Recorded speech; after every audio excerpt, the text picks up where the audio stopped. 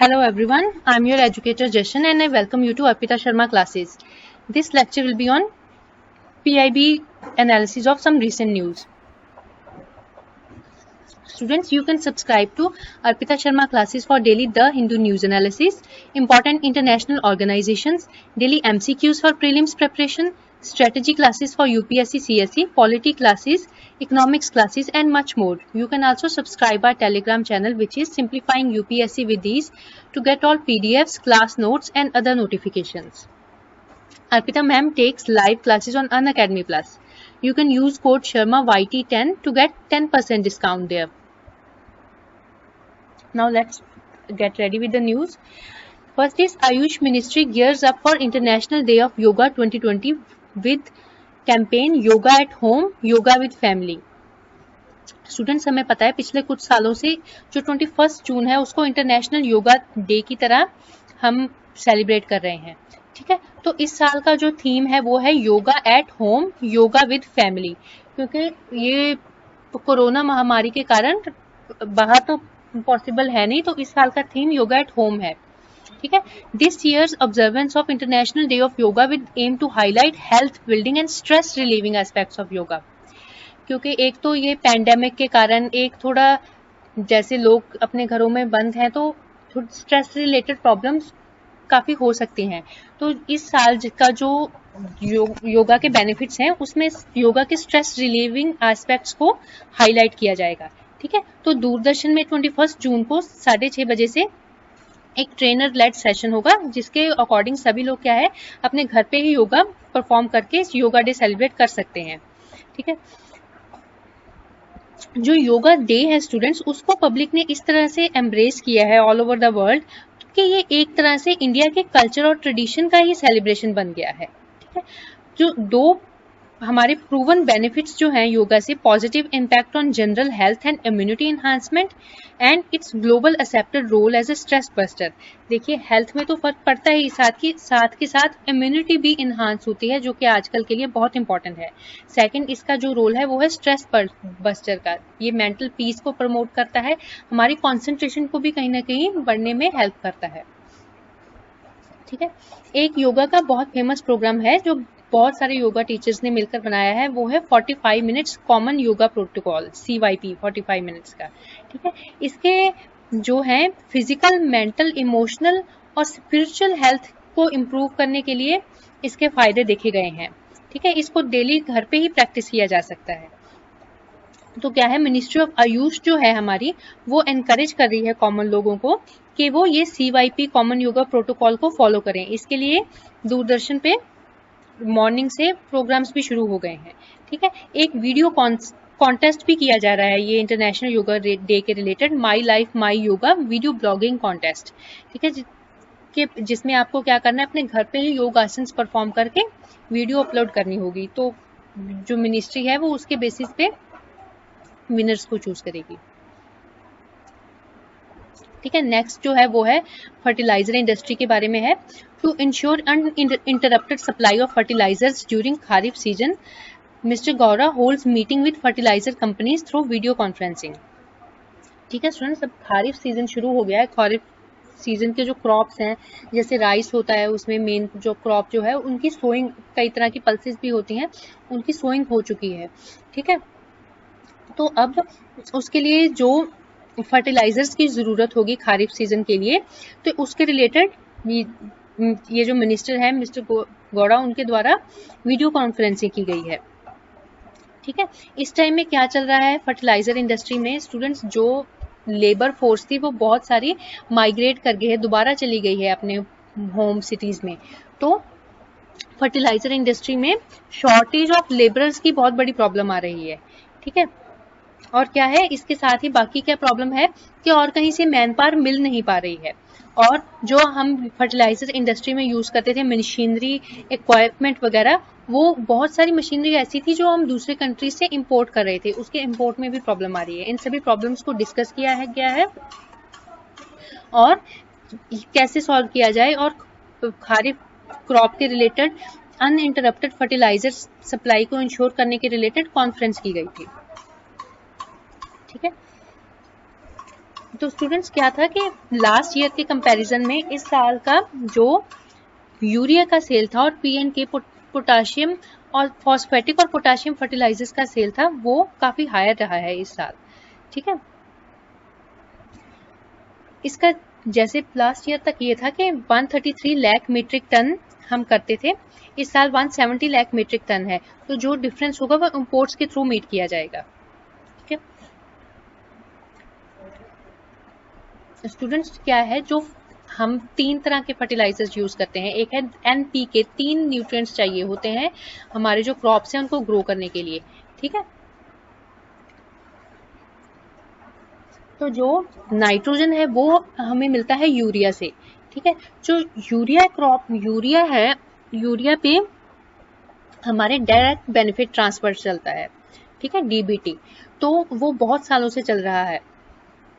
लेकिन जो ये पी है फॉस्फोरस और के है पोटाशियम, जो पी एंड के फर्टिलाइजर्स थे, फॉस्फेटिक और पोटाशिक फर्टिलाइजर्स थे, उनके लिए क्या किया था, 2010 से गवर्नमेंट ने एनबीएस का सिस्टम शुरू किया है। एनबीएस क्या होता है स्टूडेंट? एनबीएस होता है न्यूट्रिएंट बेस्ड सब्सिडी। ठीक है, इसके लिए न्यूट्रिएंट बेस्ड सब्सिडी क्या है, इसको जानने के लिए पहले हम ये देखते हैं कि यूरिया पे, इंडिया में यूरिया पे किस तरह से सब्सिडी लगाई जाती है।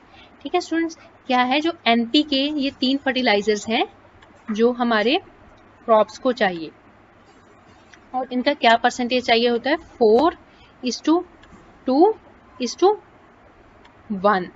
2010 से पहले क्या था, ये नाइट्रोजन जो है इसका मेन सोर्स जो है वो है यूरिया। ठीक है, यूरिया में किस तरह से सब्सिडी चलती है, यूरिया में सब्सिडी ऐसे चलती थी कि जैसे जो फर्टिलाइजर कंपनीज हैं, यूरिया प्रोड्यूस करने वाली कंपनीज हैं, जब वो यूरिया इनसे मैन्युफैक्चरर्स से जाता है रिटेलर्स के पास, रिटेलर्स के से बाद में जाता है फार्मर्स के पास। ठीक है, जब रिटेलर्स के द्वारा फार्मर्स को यूरिया सेल कर दिया जाता है, तब उन रिसिप्ट्स के बेसिस पे जो मैन्युफैक्चरर है ना, जिसने यूरिया बनाया था, उसको बेनिफिट, उसको सब्सिडी दे दी जाती है गवर्नमेंट के द्वारा। ठीक है, तो ये क्या है, एक तरह से डायरेक्ट बेनिफिट ट्रांसफर की स्कीम है कि जब यूरिया सेल हो जाएगा, फार्मर्स को दे दिया जाएगा, तो उन रिसिप्ट्स के बेसिस पे जिस कंपनी ने बनाया था उसको गवर्नमेंट डायरेक्ट सब्सिडी दे देती है। ठीक है, कि आपने यूरिया जो है फार्मर्स को, किसानों को सस्ते में बेचना है, जितने आपके एक्स्ट्रा पैसे लगे वो हम डायरेक्टली आपको पे कर देंगे जब बेच दिया उसके बाद। ठीक है, लेकिन इसके कुछ नेगेटिव पॉइंट्स हैं। सबसे पहला पॉइंट तो नेगेटिव इसका ये था कि यूरिया पे जो बहुत सब्सिडी दे रही थी गवर्नमेंट, उसके कारण जो ये थे फार्मर्स थे, वो इसकी रेशो 4:2:1 ना रख के ये 8:2:1 बन रही थी। मतलब वो यूरिया जो था वो बहुत ज्यादा डाल रहे थे। ठीक है, नाइट्रोजन बेस्ड सब्सिडाइजर्स ज्यादा डाल रहे थे और पी और के सब्सिडाइजर इतने नहीं डाल रहे थे। जो क्रॉप है उसके लिए तो इसी रेशो में होगा तो ठीक रहेगा। अगर हम यूरिया का फर्टिलाइजर बहुत ज्यादा डालेंगे, बाकी डालेंगे ही नहीं क्योंकि यूरिया सस्ता है, तो वो क्रॉप्स के लिए अच्छा नहीं है। ठीक है, तो क्या था, यूरिया की एक तो फार्मर्स के द्वारा ही ओवर यूज हो रहा था, दूसरा क्या था कि क्योंकि ये कंपनीज को डायरेक्ट मिलता था, ये सब्सिडी मिलती थी सेल करने के बाद, तो यूरिया जो है वो दूसरे सेक्टर्स में भी जा रहा था। ठीक है, बनना तो वो यूज तो होना चाहिए वो फार्मिंग के लिए, ठीक है, फर्टिलाइजर के रूप में, लेकिन वो बहुत सारी केमिकल इंडस्ट्रीज को साइड से बेच देते थे। ठीक है, ऐसे मतलब कुछ गड़बड़ वाली बातें भी सामने आ रही थी। ठीक है, तो उसके बाद क्या किया, 2010 के बाद गवर्नमेंट ने ये न्यूट्रिएंट बेस्ड सब्सिडी का सिस्टम लेकर आई है। न्यूट्रिएंट बेस्ड सब्सिडी क्या होता है कि जितना आपका जो, जैसे एक पर्टिकुलर यूनिट है कि 1 kg फर्टिलाइजर में ये आपकी पोटाशियम की वैल्यू कितनी है, ठीक है, सॉरी फॉस्फोरस की, 1 kg फर्टिलाइजर में आपकी फॉस्फोरस की कितने ग्राम है और पोटाशियम कितने ग्राम है, तो न्यूट्रिएंट के अमाउंट के बेसिस पे सब्सिडी फिक्स कर दी जाती है गवर्नमेंट के द्वारा हर साल की स्टार्टिंग में। ठीक है, तो जो जितना आपका पर केजी में जितना न्यूट्रिएंट होगा उतनी आपको सब्सिडी मिलेगी। ठीक है, तो ये एनबीएस का सिस्टम है, ये बहुत ट्रांसपेरेंट सिस्टम है पहले सिस्टम के मुकाबले। लेकिन क्या था, गवर्नमेंट ने अभी तक इसको यूरिया को ये न्यूट्रिएंट बेस्ड सब्सिडी के अंदर नहीं लेकर आई है। ठीक है, इसमें सिर्फ फॉस्फेटिक और पोटाशियम फर्टिलाइजर्स हैं, यूरिया अभी ये न्यूट्रिएंट बेस्ड सब्सिडी से बाहर है, इसका अभी भी डीबीटी चल रहा है, डायरेक्ट बेनिफिट ट्रांसफर चल रहा है।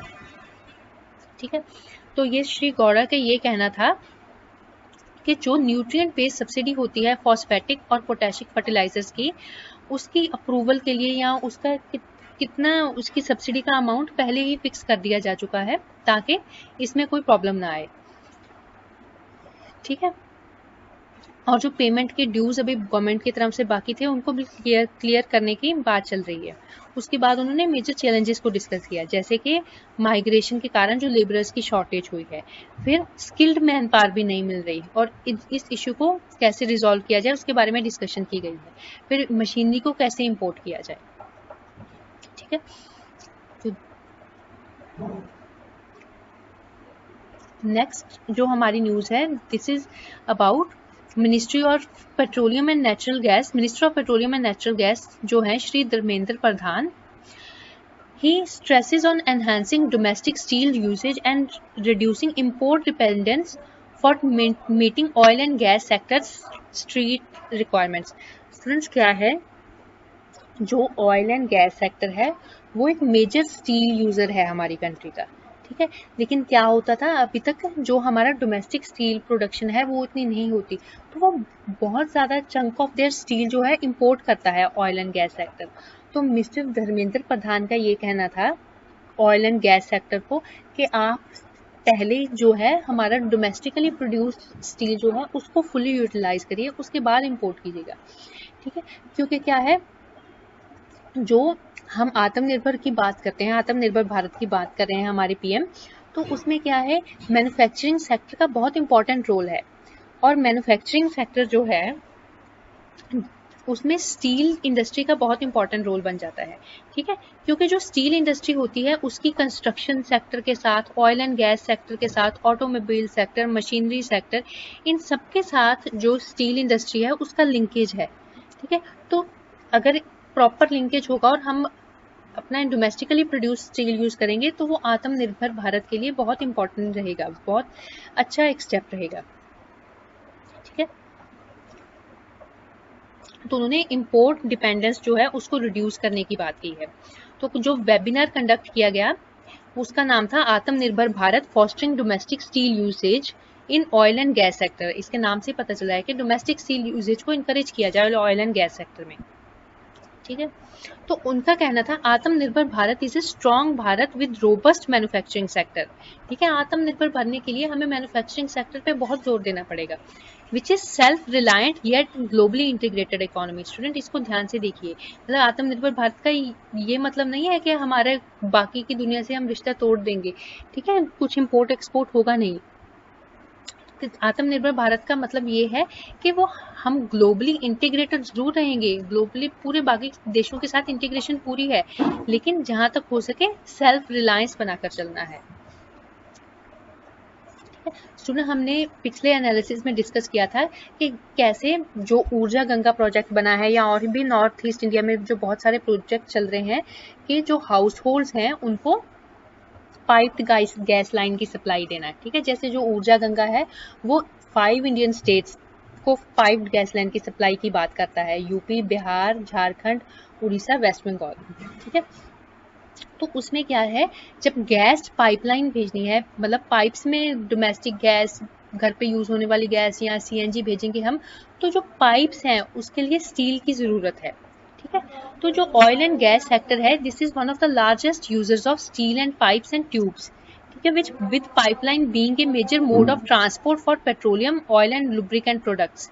और क्या है, जो पाइपलाइंस होती हैं उसके द्वारा ही हम पेट्रोलियम को, ऑयल को और बाकी लुब्रिकेंट्स को ट्रांसपोर्ट करते हैं। तो इस सब के लिए स्टील की बहुत जरूरत पड़ेगी हमें। जब जो ये सिटी गैस डिस्ट्रीब्यूशन नेटवर्क की एक्सपेंशन हो रही है, ये माना जा रहा है कि वो 70% पॉपुलेशन को कवर करेगी।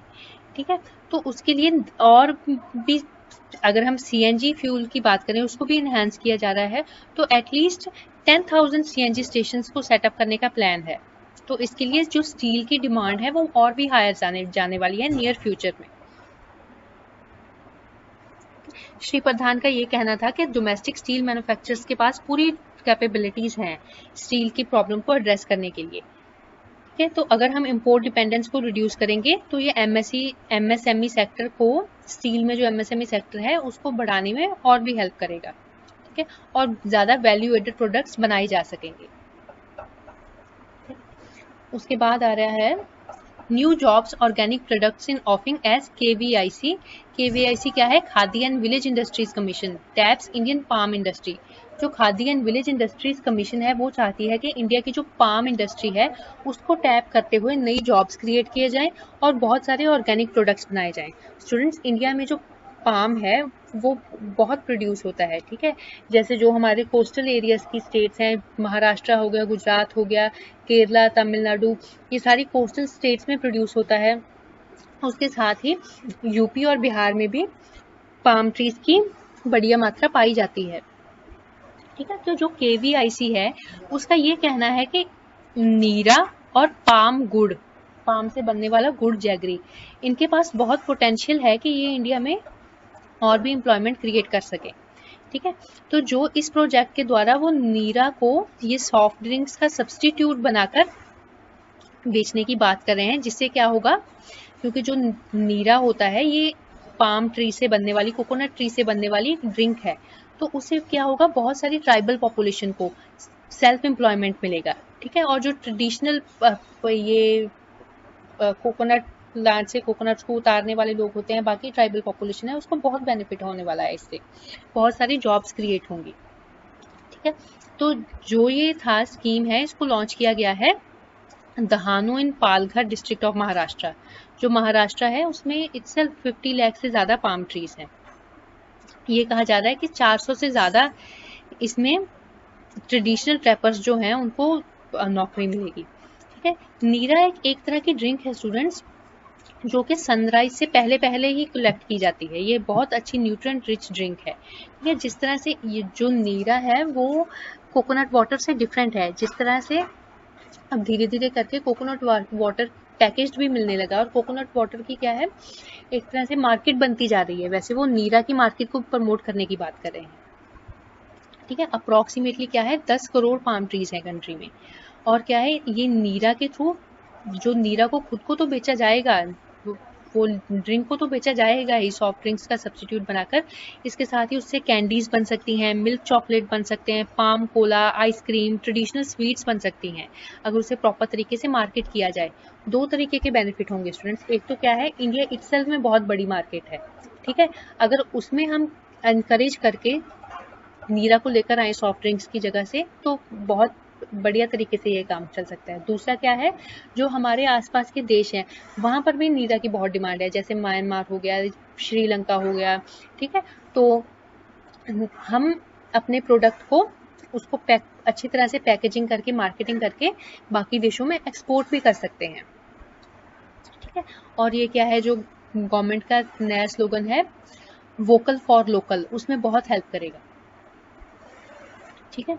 तो एट प्रेजेंट भी क्या होता है, अगर हम पाम जैगरी की, ये कोकोनट से बनने वाला जो गुड़ होता है, पाम गुड़ और नीरा का देखें तो अभी भी 500 करोड़ तक की ट्रेडिंग जो है वो हो रही है, ठीक है। अगर कमर्शियल प्रोडक्शन करेंगे तो और भी ज़्यादा ये बढ़ सकती है और अच्छे लेवल पे जा सकता है ये काम, ठीक है।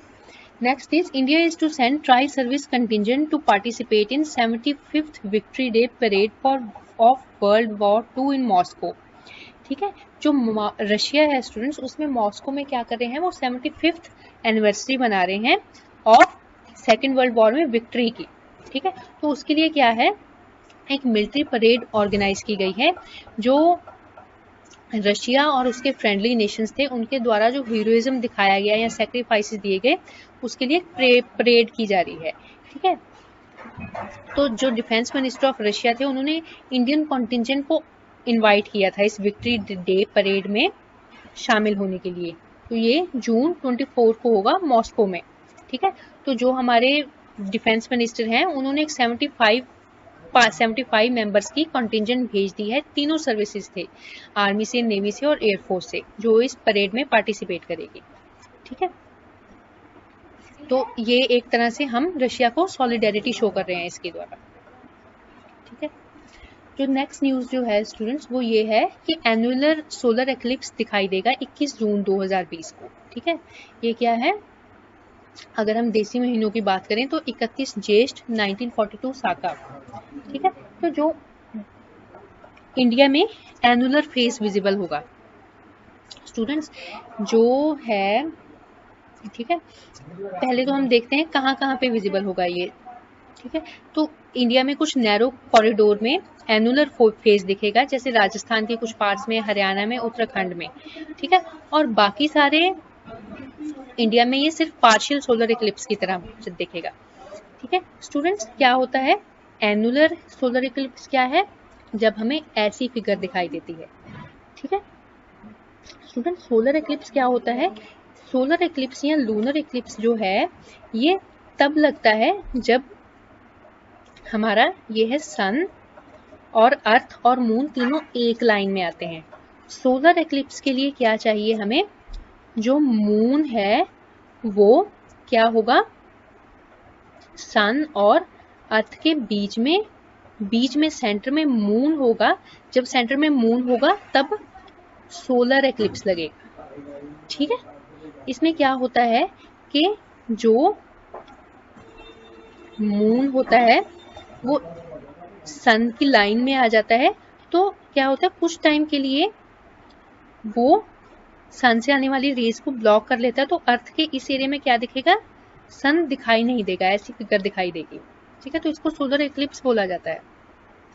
तो क्या होता है स्टूडेंट्स कि अगर जो है मून उसको सन को पूरी तरह से, इस एरिया में सन को पूरी तरह से ब्लॉक कर लेगा, तो वो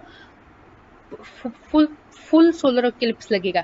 अगर क्या हो, ठीक है, कि कुछ some portion of sun is visible, अगर ऐसा हो कि सन का कुछ पोर्शन रिंग की फॉर्म में अभी भी विजिबल हो, तो इसको बोला जाता है एनुलर सोलर एक्लिप्स। ठीक है, और अगर क्या हो कि जैसे ये सन है और मून ने सिर्फ सन से आने वाली कुछ लाइट को ही ब्लॉक किया है। ठीक है, पूरे सन को ब्लॉक नहीं किया, पार्शियल, ये मतलब इतना तो मून ने ब्लॉक कर लिया और ये बाकी का सन दिखाई दे रहा है। इस केस में हम क्या बोलेंगे, पार्शियल एक्लिप्स। तो जो इंडिया में 21 तारीख को दिखाई देने वाला है वो है एनुलर। ठीक है, कि जो मून है वो सन को ब्लॉक तो कर रहा है लेकिन फिर भी सन की कुछ रिंग ऑफ फायर टाइप्स चीज जो है वो दिख रही है, इसको बोलते हैं एनुलर एक्लिप्स। सोलर इक्लिप्स कब अक्कर करता है? It occurs on new moon day. Students ये याद रखना है हमने, solar eclipse occurs on new moon day और lunar eclipse occurs on full moon day. मतलब जो ये चांद का ग्रहण है वो पूर्णमासी के दिन लगता है। ठीक है, और जो सूर्य ग्रहण है वो न्यू मून अमावस वाले दिन लगता है। ठीक है, solar eclipse occurs on new moon day when the moon comes in between earth and sun and when all the three objects are align. Solar eclipse के लिए क्या चाहिए, मून हमें सेंटर में चाहिए और तीनों सेम लाइन में चाहिए। ठीक है, ठीक है, एनुलर इक्लिप्स कब होगा कि जब साइड से सन की रिंग ऑफ फायर दिखाई दे। ये कब होगा, जब मून सन को पूर्ण रूप से ब्लॉक ना कर पाए। ठीक है, annular solar eclipse will occur when the angular diameter of the moon falls short that of the sun. कि एंगुलर डायमीटर मून का कम रह गया और वो सन को पूर्ण रूप से ब्लॉक नहीं कर पाया, and it cannot cover up the latter completely. As a result क्या होगा, ring of sun's disc remains visible around the moon, कि सन की एक डिस्क की फॉर्म के साइड में विजिबल रहेगा ही। ठीक है स्टूडेंट, क्या है जो ग्रेटेस्ट फेज होगा उसमें भी दिल्ली में हमें 94% तक एक्लिप्स दिखेगा। ठीक है, गुवाहाटी में 80%, ऐसे जो ईस्टर्न इंडिया के ईस्ट साइड के हैं जैसे 66 में, कोलकाता में तो 66% ही दिखेगा, बाकी कंट्री में भी बहुत कम दिख रहा है, चेन्नई में 34% ही है। ये कुछ एरिया है राजस्थान, ये हरियाणा, उत्तराखंड वगैरह जहाँ पे अच्छे से ये एनुलर इक्लिप्स दिखने वाला है। ठीक है, तो 9:16 से ग्रहण लगेगा 21 तारीख को। तो इसमें क्या है स्टूडेंट, जो जब हमारा सोलर इक्लिप्स लग रहा होता है तो सन को नेक्ड आई से नहीं देखना होता है। इससे क्या है कि परमानेंट डैमेज होने के चांस रहते हैं। इसको एक प्रॉपर फिल्टर के द्वारा, जैसे aluminised Mylar, black polymer, welding glass of shade number 14, ठीक है, ये कुछ ऐसे फिल्टर्स हैं जिनके द्वारा हम सोलर एक्लिप्स के दौरान सन को देख सकते हैं, सोलर एक्लिप्स को देख सकते हैं। ठीक है। नहीं तो क्या होता है कि एक व्हाइट बोर्ड के सन की इमेज बनाकर टेलीस्कोप के द्वारा इमेज को देखा जा सकता है। ठीक है। This was all for today students, thank you.